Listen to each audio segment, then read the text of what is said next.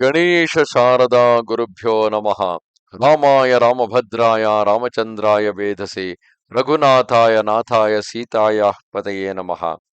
Welcome to all for this session on Ramayana to chapter 76 of Yuddha Kanda. In the previous chapter, after the recovery of the entire Vanara army along with the Rama and Lakshmana because of the herbs that were brought by Hanuman, the Sugriva then ordered the Vanara warriors to set Lanka on fire so that the armies and the soldiers, along with the warriors, can come out for a fight with the Vanaras.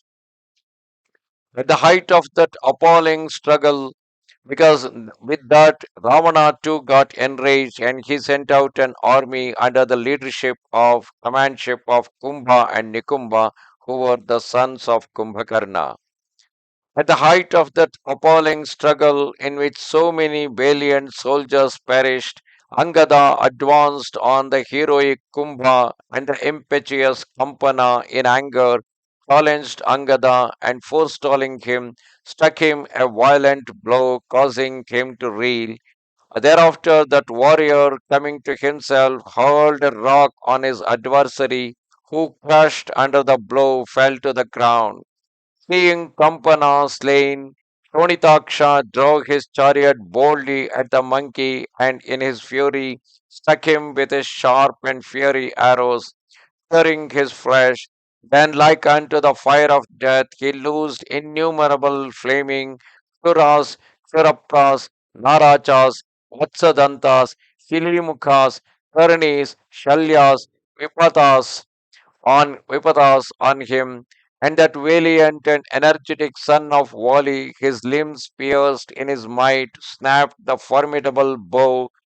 that snapped the formidable bow of the Titan Shonitaksha and shattered his chariot with its shafts also. Thereupon Shonitaksha instantly jumped, took up his sword and shield without hesitation, sprang forward with an impetuous bound.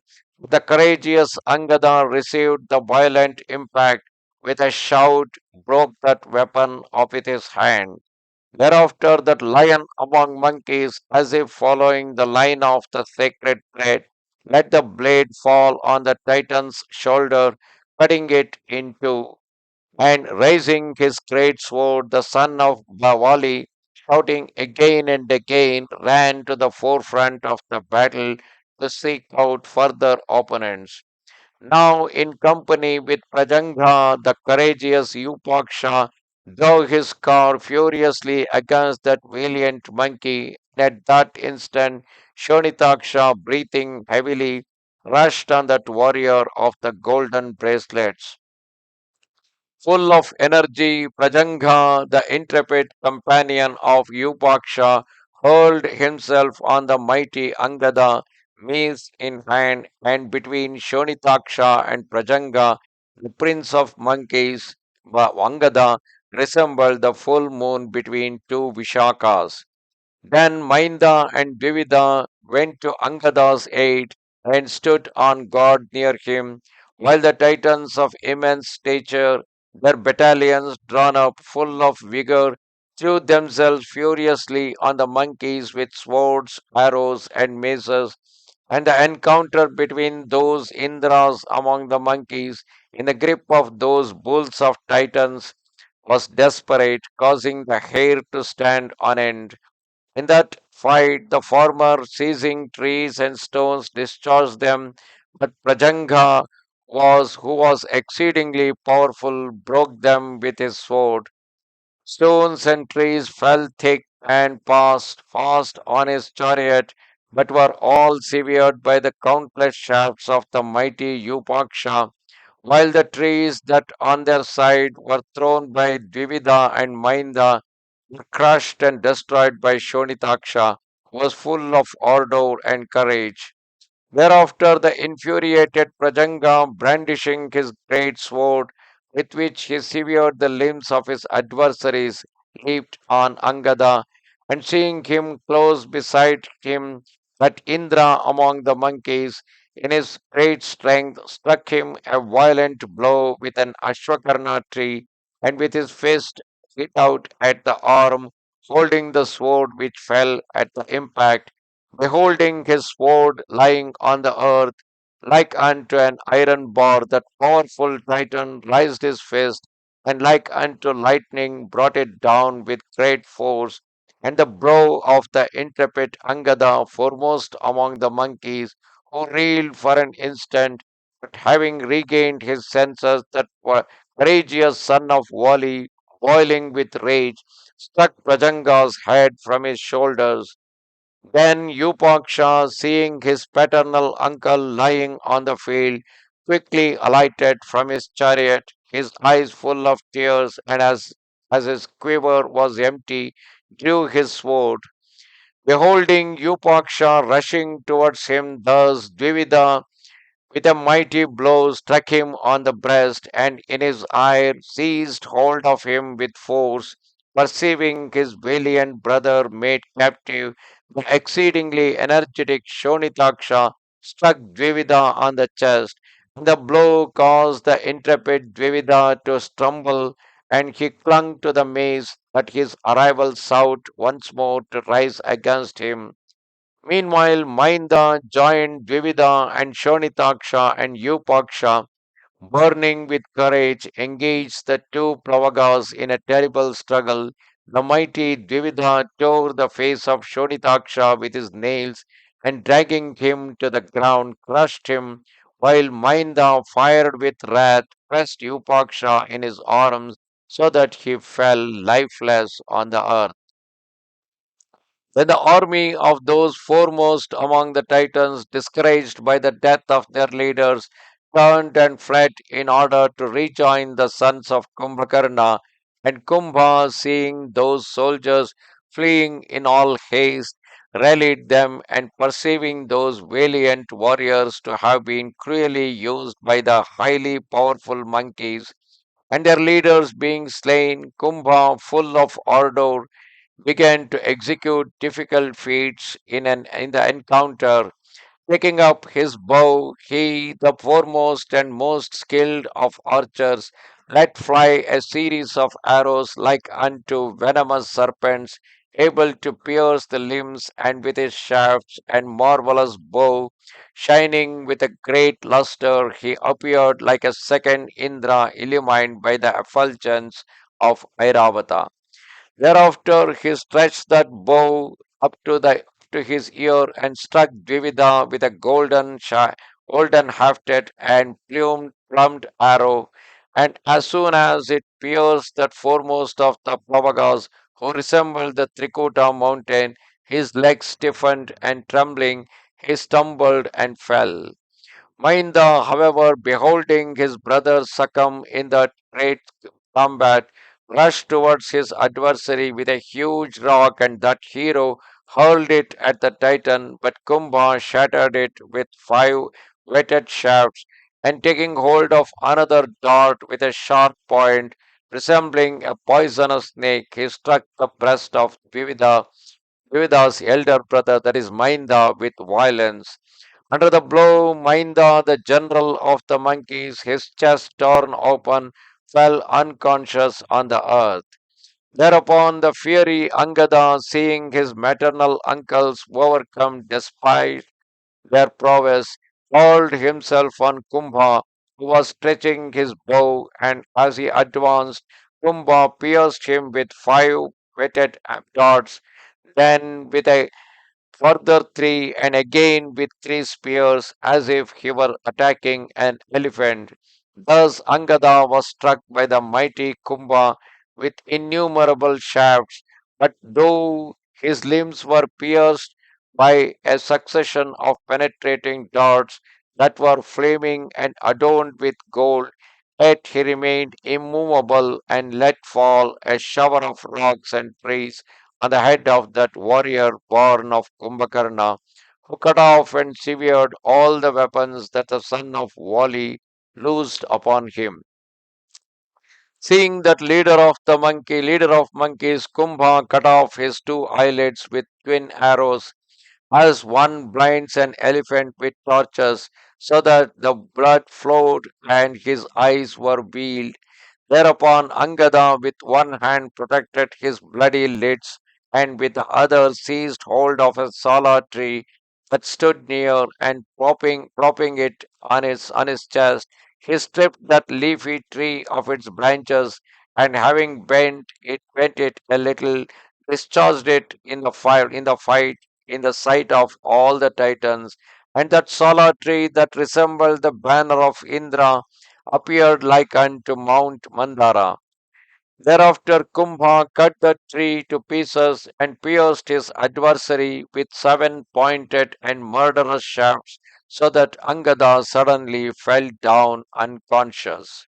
Beholding the invincible Angada stretched on the ground like unto the sea when its waters recede, the leaders of the monkeys carried the tidings to Raghava. Then Rama, hearing that the son of Vali had fallen and been overcome in the course of desperate struggle, issued his orders to the Simeon leaders who were led by Jambavan. At Rama's command, those lions among the monkeys, full of rage, their eyes red with anger, rushed on Kumbha, who was stretching his bow, and flew to the aid of Angada. Then Jambavan, Sushena, and Vegadarshi, enraged, threw themselves on that warrior born of Kumbhakarna, and seeing them advance, the Titan cut short the impetuous onslaught of those foremost of monkeys. The hail of arrows as a rock obstructs the course of a torrent, and in the path sown with arrows, the intrepid monkeys were unable to discern anything, nor as the sea cannot overstep its shores were they able to pass. Beholding the Simeon ranks overwhelmed by the rain of shafts, the king of the monkeys, Sugriva, placing his nephew Angada behind him, fell upon the son of Kumbhakarna in the fight as an impetuous lion on an elephant who is wandering on the slopes of the mountain. And that powerful monkey tore up huge trees, ashwakarnas, and others of varying fragrance in great numbers which he hurled at his adversary. Then the illustrious son of Kumbhakarna, with his sharp arrows, shattered that irresistible avalanche of trees, covered the whole sky, and scattered those forest giants shone like Shatagnis. Beholding the rain of missiles dispersed by Kumbha, the valiant monarch of the monkeys, full of glory and majesty, remained unmoved, and suddenly struck by an arrow, he seized hold of Kumbha's bow that was equal to Indra's and broke it, throwing that weapon on the ground with violence. Then, having accomplished that incredible feat, he angrily addressed Kumbha, who resembled an elephant whose tusks are broken, and said, O elder brother of Nikumba, your strength and prowess in losing your arrows are admirable, as are your filial pity and courage and Ravana's also. O you who are equal to Prahlada or Bali or the slayer of Rudra's Kubera or Varuna, you alone are like unto your mighty father. You only, O long armed warrior, armed with your mace, the slayer of your enemies, cannot be overcome by the gods any more than misfortune can overwhelm him who is master of his senses. Advance, O most intelligent prince, and witness me in action. On account of a boon, your paternal uncle, that is Ravana, is able to withstand Devas and Danavas, and full of prowess, that is his own ability. Kumbhakarna, in his turn, defeats Suras and Asuras. With your bow, you are equal to Indra, and in valor, Ravana's spear. In the world, you are now the foremost of the Titans in strength and power. Let all beings witness the mighty and prodigious duel between us today, resembling the combat between Shakra and Shambhara. By striking down those valiant monkeys who were possessed of extreme courage, you have accomplished a feat without equal and manifested your skill in the use of weapons. O hero, it is from fear of incurring reproach that I have not slain you, for your great exploits have wearied you. Rest a while, therefore, reflecting on my prowess. Thus flattered by Sugriva with fair words, the ardor of that warrior was redoubled as the sacred fire flames up when butter is poured therein.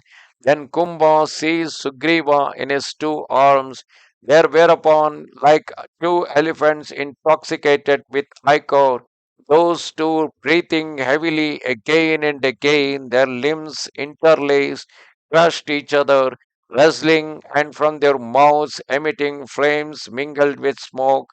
Under the tramping of their feet, the earth sank, and the waters of Varuna's abode overflowed on every side. Finally, Sugriva, having thrown Kumbha down with violence, cast him into the salty waves, thus causing him to become acquainted with the depths of the ocean. Nevertheless, Kumbha rose again and leaped on Sugriva with his fist, delivering a furious blow like unto lightning upon his breast. And the armor of the monkeys was shattered, and blood gushed forth. That violent blow from the Titan's fist struck against the bones of his adversary. From the impact, a flame shot forth, resembling the fire that burst from the mountain Meru when struck by lightning. Thereafter, Sugriva, that mighty lion among the monkeys, effulgent like the solar disk of a thousand rays, carrying the thirst, lifted up a fist resembling a thunderbolt and brought it down with force on his opponent's breast. At the impact which shattered him, Kumbha, bereft of his senses, sank like a brazier, the brightness of which is extinguished. Under this blow of the fist, the Titan suddenly fell down like unto the Lohitanga of bright rays expelled from heaven by the force of destiny. And Kumbha, falling his chest crushed by Sugriva, resembled the flaming body of the meteor shooting from the sky. Thereupon, Kumbha's being struck down in the fight by that monarch of the Plavangamas of formidable valor, the earth with its mountains and forests trembled, and a great fear seized the Titans. Thus come to the end, chapter 76 of Yuddha Kanda in Ramayana. Namaste Sharada Devi, Kashmira Puravasini, Twamaham Prarthage Nityam, Vidya Danancha Dehime. Goodbye.